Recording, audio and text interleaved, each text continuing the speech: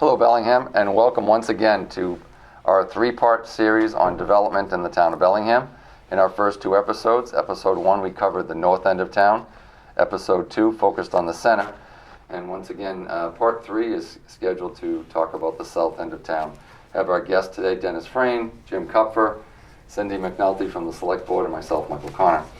We'll start off today's segment with southern end of town. Again, Lakeview Estates, which is pretty completed, but where are we at with that, Jim? Yeah, so where we left off at the last episode was on 126 heading southbound with our state improvement project, and it blends right into this Lakeview Estates. So Lakeview Estates is a long, ongoing project that started back in 2010. It's a 100-unit single-family, another 40B that came to town. There were many ups and downs, but I believe now the development is on track. They have about 55 or so single-family homes completed, with another 45 still in the works, actually. But they're anticipated to be complete probably in the next year or two. Hopefully with all the infrastructure, getting in place. We had some drainage concerns at one point, but now those are getting rectified as well. So it's, at the end of the day, it's hopeful that it's a really nice single-family home, kind of intermingled into the to the neighborhood that's existing now, right off of 126, kind of hidden behind the bus barn there. Great. Dennis, relative to that, one of the parts of the development is some work right at the intersection near the bus barn.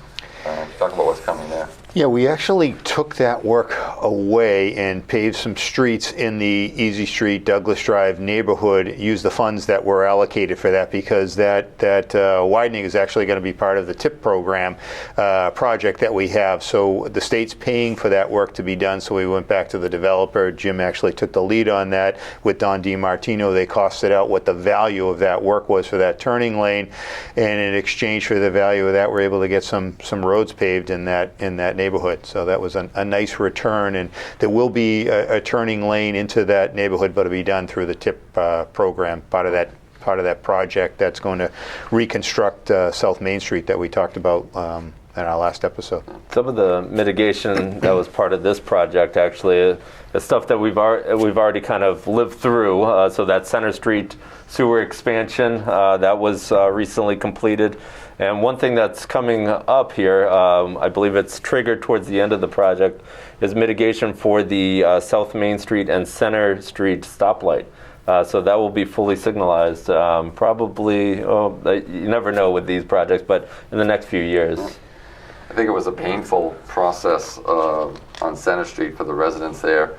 Most notably, I believe, Jimmy, we had restrictions on it that, was it 40 units, and then they had to finish the road or they couldn't get any more permits? Right, exactly right. Yeah, sometimes mitigation does halt development because, we've specified very clearly, there's a good give and take with developers that as you progress, you need to mitigate those impacts. Unfortunately, with this development, they ran up to that mitigation line without completing that mitigation. Typically we like to work with developers so that they are getting that mitigation done throughout the project, so there's no start and stop. This one, unfortunately, there was a halt of work until we were able to get that mitigation complete. I'd like to talk next about two properties that are near and dear to my heart as a golfer. We've got some developments taking place both at Bungay Brook and New England Country Club. Jim, you want to start first with what's happening at Bungay? Sure. Yeah, absolutely. So Bungay is still at the early steps. They've met with the town officials. The town does a monthly, what I like to call a tech review, where property owners and developers can come in with their conceptual ideas, kind of understand their path to permitting, some big picture issues. DPW will say, you have water and sewer nearby, those types of things to get the ball rolling. And a developer came forward for Bungay Brook, looking at kind of a townhouse development. Nothing set in stone at this point, though. But we anticipate submittal probably should be this year coming up. Everything we've seen to date does look like they're taking, the neighborhood that it's sitting in to heart, and listening to some of our early comments. Great. How about New England Country Club, Dennis? We've all been part of discussions with Ron Bondy, and kind of what do we see happening there? It's been years since that project came to town meeting and was approved, and I don't know if the bond V companies have had some difficulty or they're finishing up other projects elsewhere, which is I think has a lot to do with it.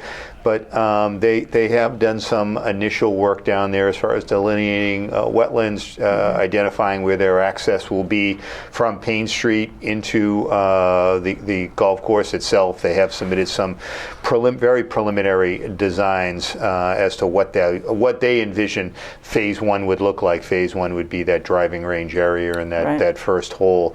So it's a 55 and older gated community. There was a tremendous amount of interest early on. It's a shame they missed this development peak, and hopefully it'll continue a little longer. But a lot of nice benefits. One of the big benefits of that project, regardless of how slowly the project development goes, is the fact that golf course is protected, the golf course itself, as open space in all perpetuity. Part of the development agreement that we signed required that they put some restrictions on the deed. So that golf course will always be there, either as a golf course, or if they abandon it as a golf course, as open space. Okay. So that was the win for the town, and that's what was presented to the town, on top of it being a gated community for 55 and older, similar to the Southport, I think it's called, development down in Mashpee, which has been very, very popular. I think it'll be a showpiece for the town when eventually it does get done. But the good news is we do have all that open space. About 150 acres, I think, is what that golf course comprises. That will when always it's all be said and preserved. done, it'll be approximately that. Yep. Yeah, and that is a course that was originally opened in the 1890s. So it's a nice golf course to hold on to. It's amazing that area has more than 300 acres, and as you say, about 150 is the golf course. So there's certainly plenty of space to see the development occur. Where I was a little confused was, how long will it take? 5-10 years to fully develop the whole property?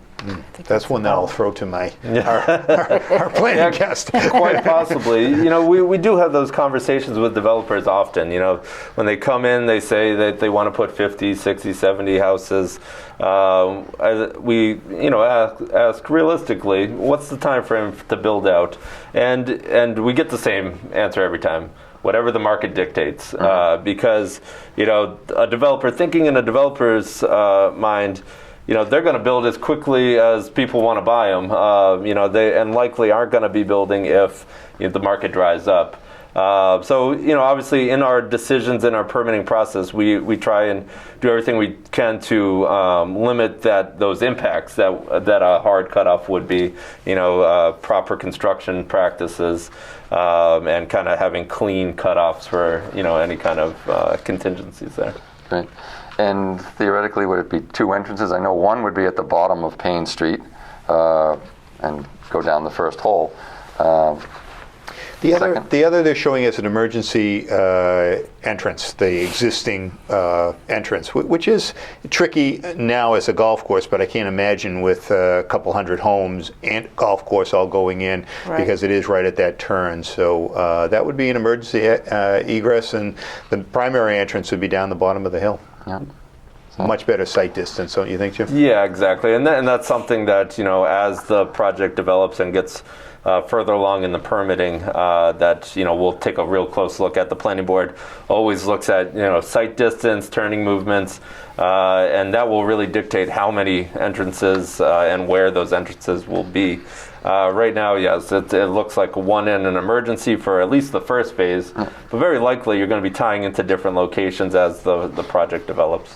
I know property was procured on Rentham Road,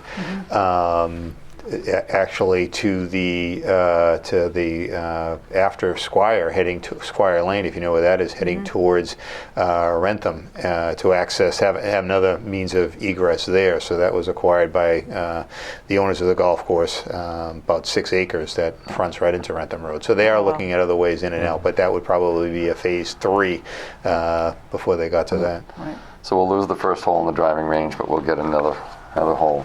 Yes.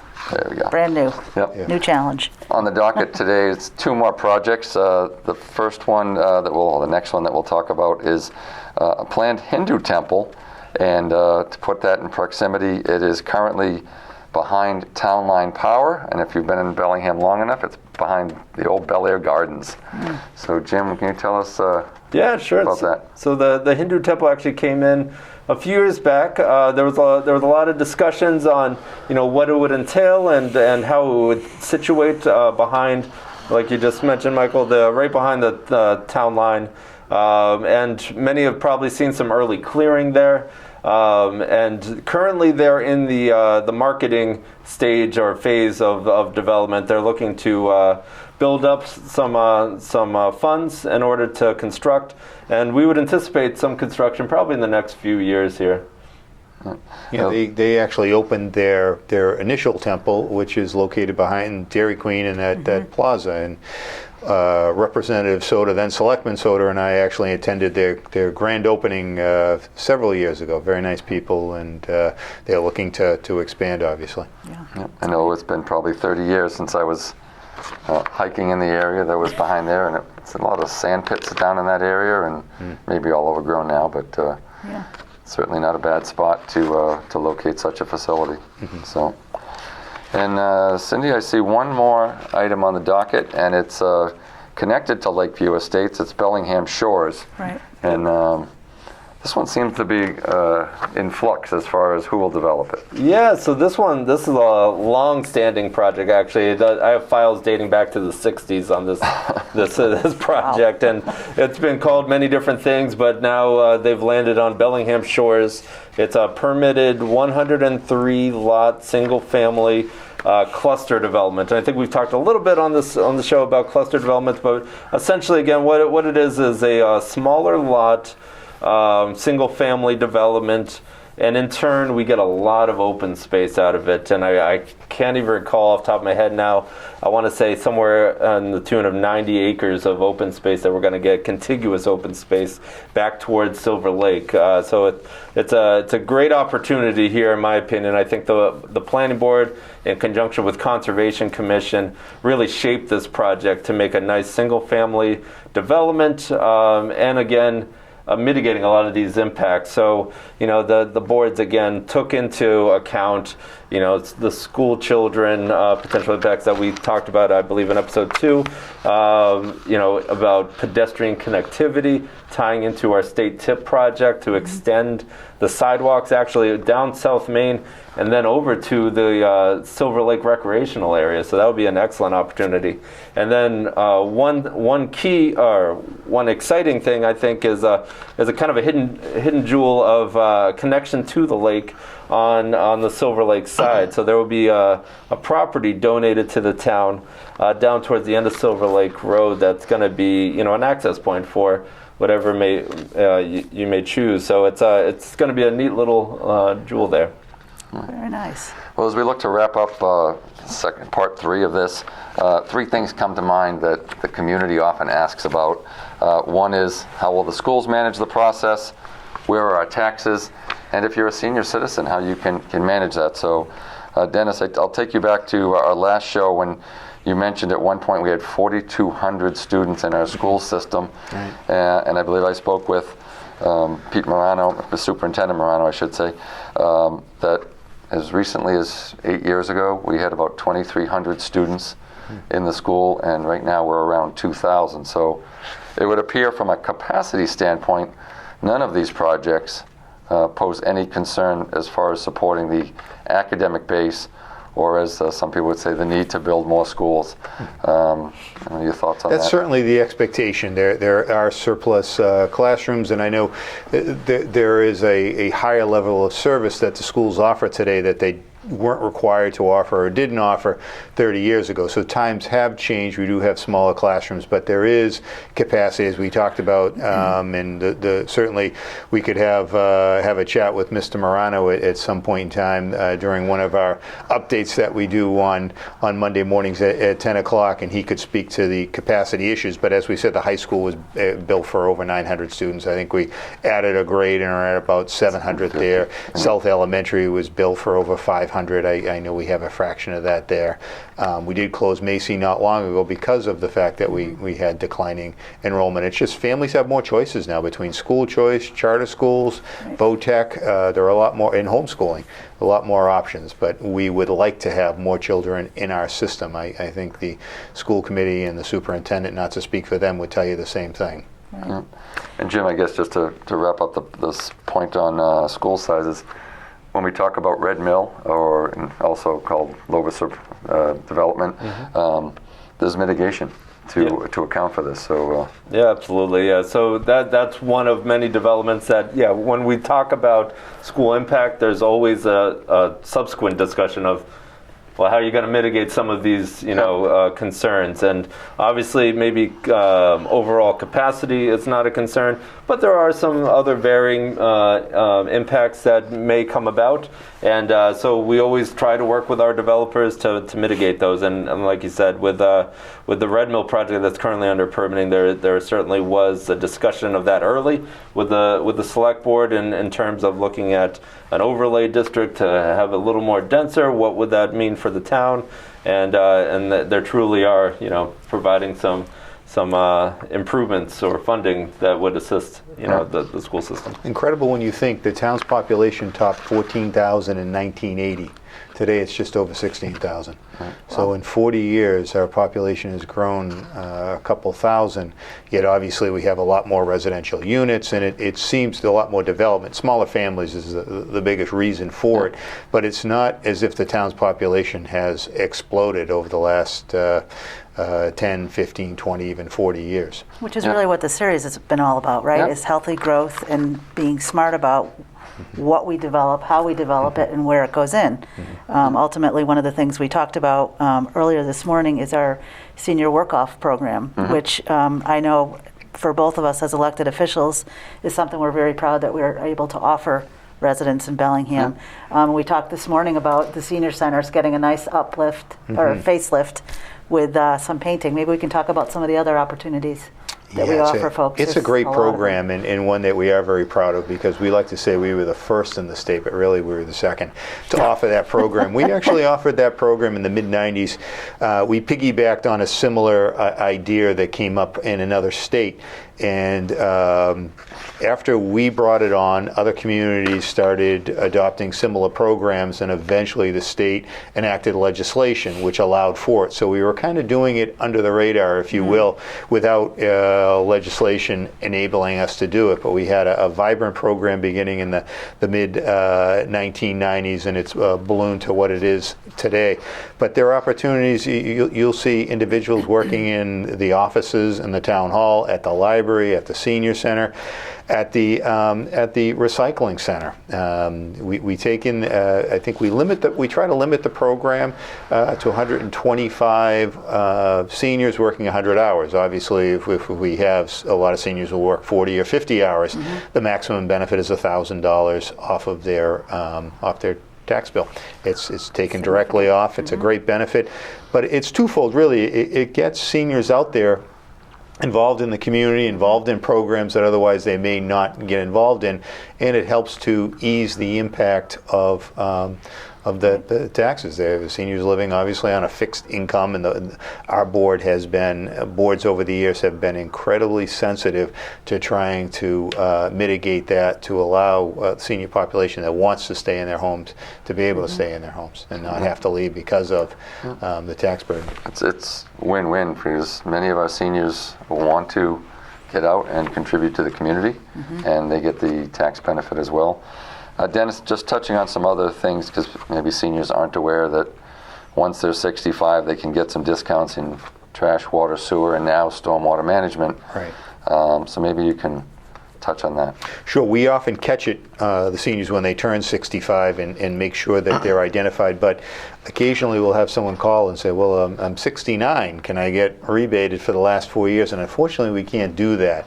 Right on the back of your bill, your water trash bill, which also has the stormwater now, it identifies what the rate is and when you're eligible, but it is substantially less. We have a $200, I believe it's $200 or $225 $35 capital fee annual on water. For seniors, it's $25, I believe. For trash, it's about half the fee. And the idea is seniors generate a lot less trash. Of course, we'll have some homeowners say, well, I live alone, I don't generate a lot either, but we try and identify the areas where we can really have an impact, a positive impact on the seniors. So, and on the fee for stormwater, it's a fraction of the cost. I believe we established it at almost $100, but for seniors, it's I think it's $12 a quarter is what we $48 sell, total. something like that. So considerably less.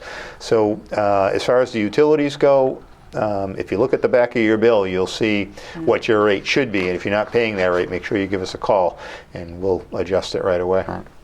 And I know the senior center gets that information out as well, and they Right. put it in their newsletters. The last topic is taxes, and no one likes to pay taxes.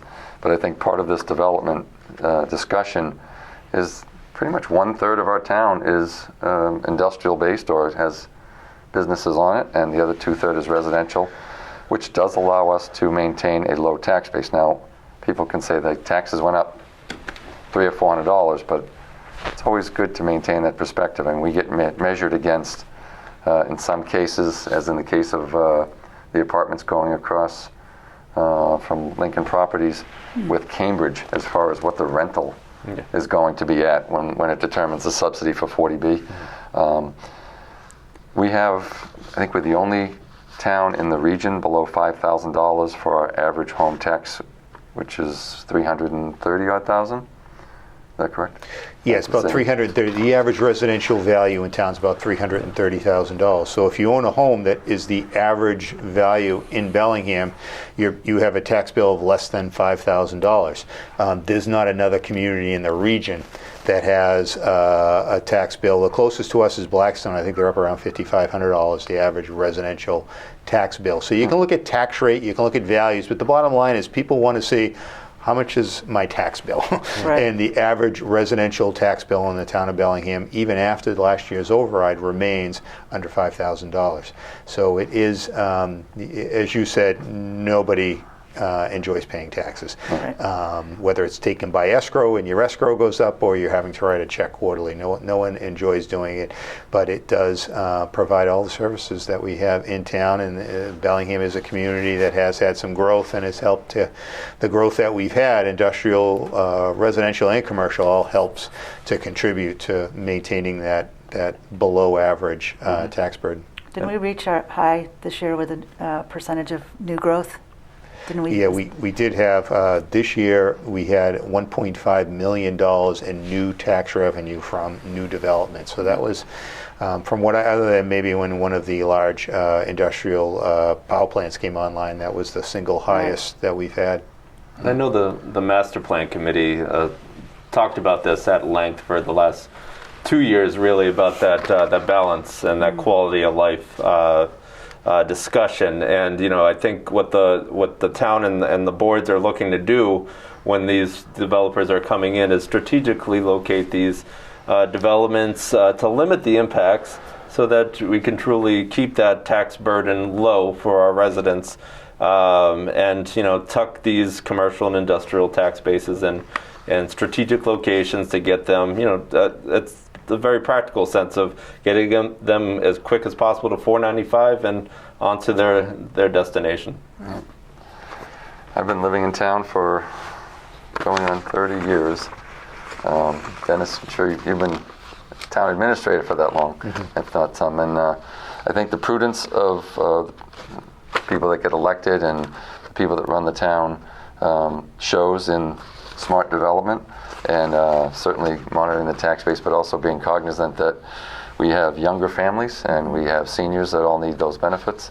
It's a great place to live. Absolutely. I've enjoyed my time here. And with that, we wrap up segment 3, our final segment. We hope you've enjoyed each of the segments and basically set the record straight if there was any misinformation that was out there. It's been a pleasure doing it and working with the three of you. Very informative. Yeah. Thank you. Thanks, Bellingham. Have a great day. Take care.